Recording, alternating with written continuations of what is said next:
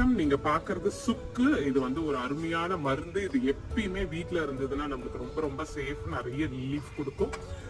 இத டீக்கெல்லாம் பயன்படுத்திக்கலாம். மேல இருக்கிறது ஃபைன் பவுடர்.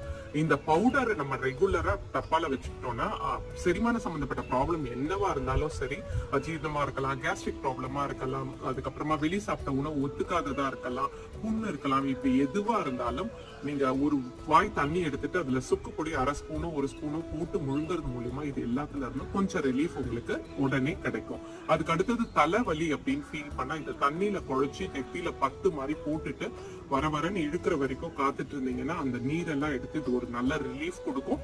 அதுலயே சுடு தண்ணியில கொஞ்சம் சுக்கு கலந்து, நாட்டு சக்கரை கலந்தோ இல்ல பனக்கற்கண்டு கலந்தோ இலக்க கொஞ்சம் போட்டு குடிக்கும் பொழுது வெது வெதுப்பா சூப்பரா இருக்கும். தலைவலி ரொம்ப நல்லா போகும்.